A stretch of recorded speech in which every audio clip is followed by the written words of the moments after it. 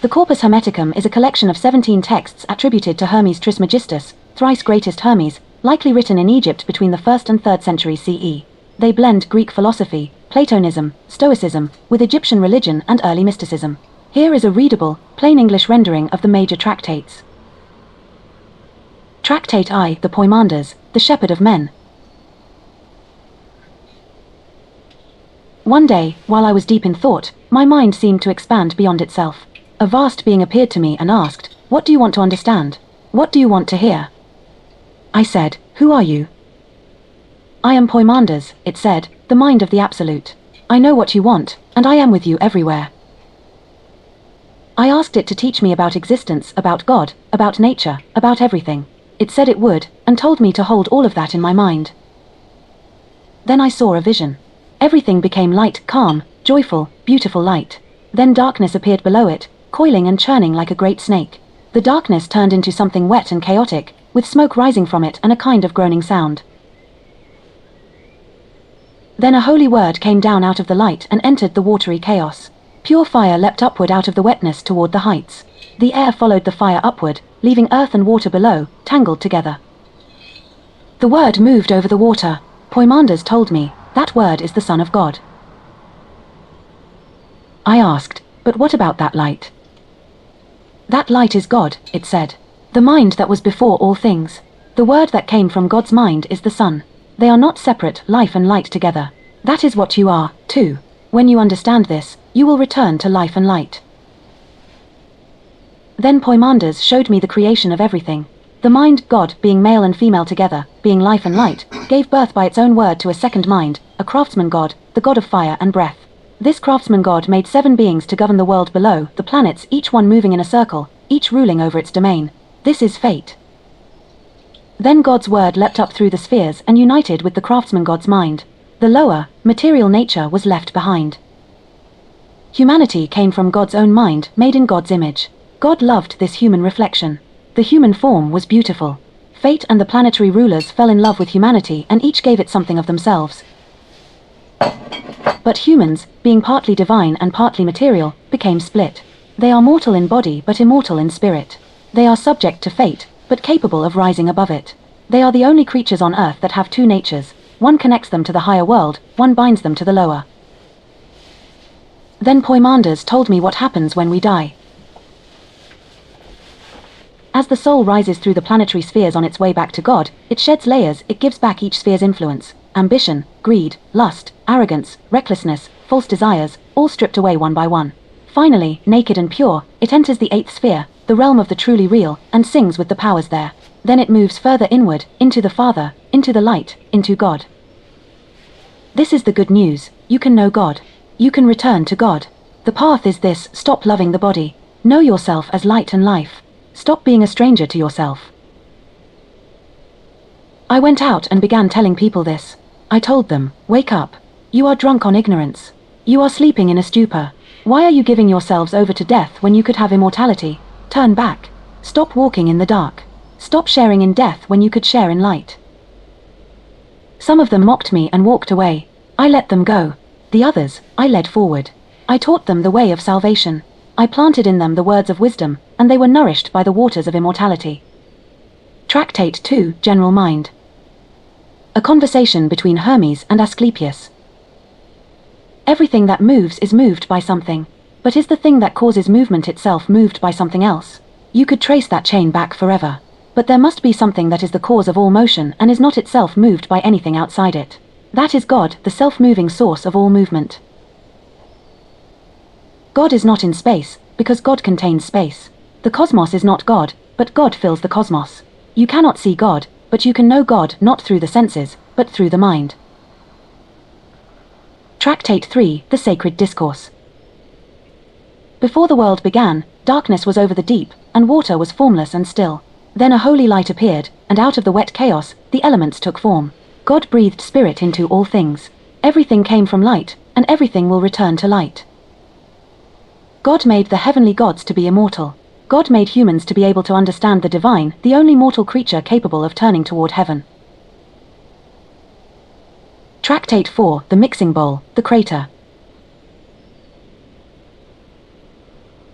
When God made the world, God sent down a great mixing bowl filled with mind, with divine intelligence, and announced, "Whoever wants to be filled, come and plunge into this bowl.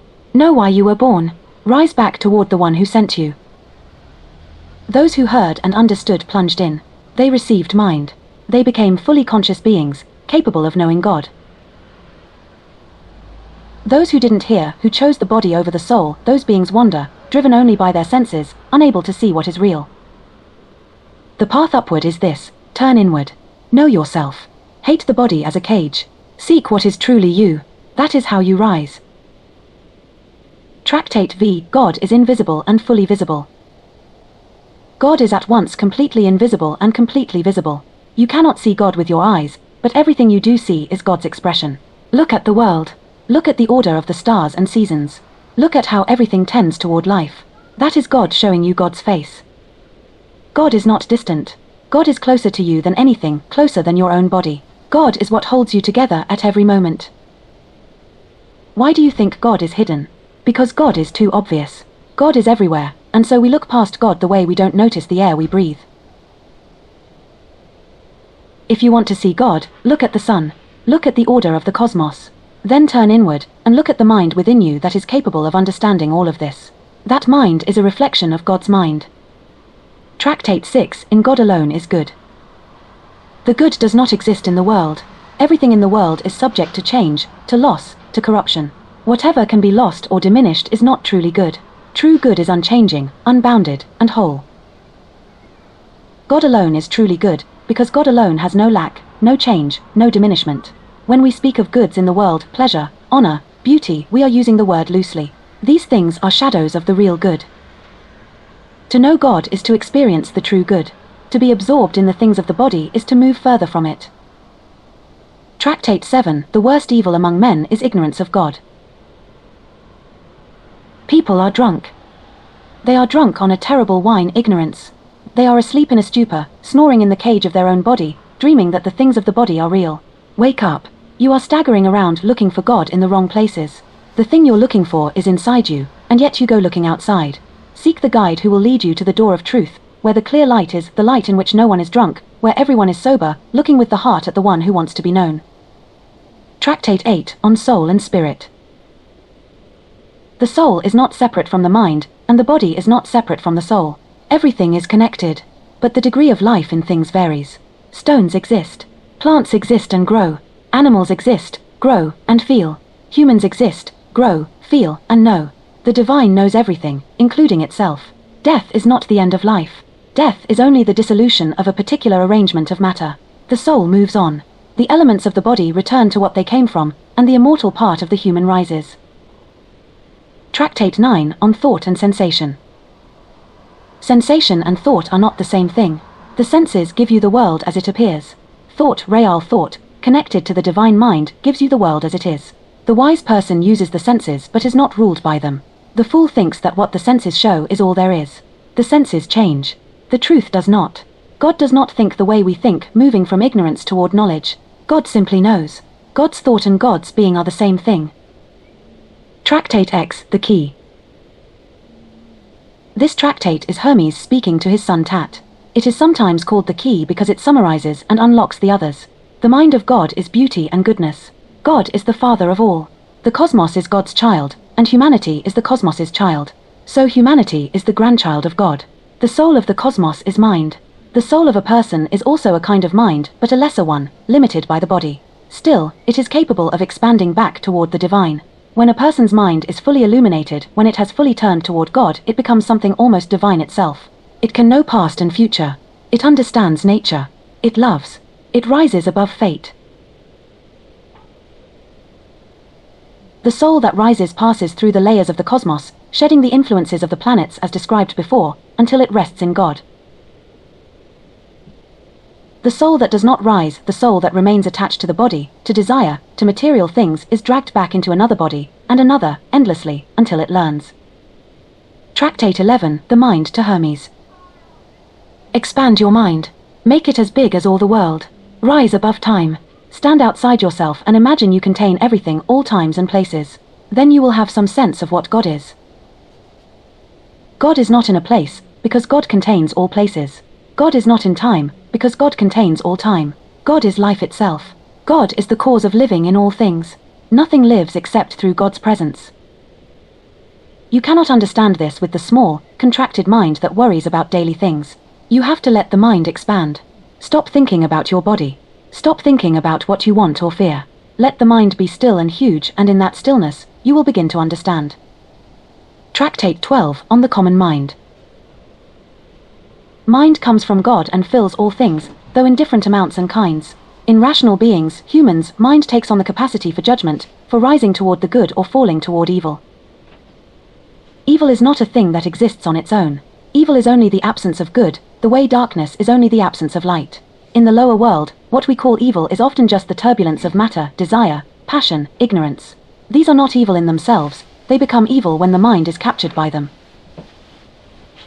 The person ruled by the body is like a prisoner. The person who has awakened their mind is free. Both are in the same world, but they experience it entirely differently. Tractate 13, The Secret Sermon on the Mountain, on Rebirth. Tat asks Hermes, "You told me that no one can be saved without rebirth, but you won't tell me how it happens." Hermes says, "I can try to explain, though this is beyond what ordinary language can hold. Rebirth is not something that happens to the body. The body stays the same. It is the self that is reborn. When a person truly turns toward God, something shifts. The false self built from ignorance, desire, envy, deceit, hatred, malice, these are dissolved, replaced by their opposites: knowledge, joy, self-control, truthfulness, generosity, love of God. When these 10 vices are dissolved, and 10 divine qualities take their place, the person is transformed. They are not the same person they were. They have been born again, not from a physical womb, but from the silence of God." Tat says, "I feel it happening as you speak. I am not who I was." Hermes says, "Yes, now you understand." Tractate 14, Letter to Asclepius. The good things of this teaching, truth about God, about the soul, about nature, are the greatest gift one person can give another. Share them with those who are worthy. Do not cast them before those who mock what they do not understand. The teaching is this: the cosmos is one living thing. God is the soul of that living thing. Everything within it is connected. The wise person lives in harmony with that whole, understanding their place within it. Tractates 15 to 16, Fragments and Definitions. These are shorter pieces, likely edited or partially preserved. The core ideas repeated here. God is one. Mind is the most divine thing in humans. Fate governs the body and the lower world. The soul can transcend fate through wisdom. The cosmos is beautiful and ordered. Everything comes from God and returns to God. Tractate 17, short fragment. A king asked Hermes whether the soul, after death, remembers who it was. Hermes answered, "The body is a burden. Memory as we know it, the memory of names and faces and events, belongs to the body, and is left behind. But the deeper knowing, the self that knows itself as light, that does not forget. It does not need to. It simply is." A summary of the core teaching across all 17 tractates. The Corpus Hermeticum is saying a handful of things, very persistently. God is real, one, and good. Not a being among other beings, but the source and ground of all being. Beyond description, yet everywhere present. Humanity is unique. We are the only beings that bridge the material and the divine, mortal in body, immortal in soul. This is both a gift and a danger. Ignorance is the real death. Most people are sleepwalking, trapped in the illusion that the body and its desires are what matter. This is the source of suffering. Knowledge, gnosis, is salvation. Not knowledge of facts, but direct, lived knowledge of God, of the self's true nature, of the unity of all things. When this dawns in a person, they are transformed. The path is inward. Turn away from the outward, the material, the sensory as ultimate reality. Turn inward. Quiet the passions. Let the mind expand. Know yourself. Know God. These are the same thing. Death is not the end. The soul returns to God. The path may take time across multiple lives, through the spheres, but the destination is certain. Everything that came from God returns to God. This rendering is based on the traditional 17 tractates, drawing primarily on the Nag Hammadi tradition and the Greek Hermetic corpus as translated and studied over centuries. The Corpus Hermeticum is a public domain text.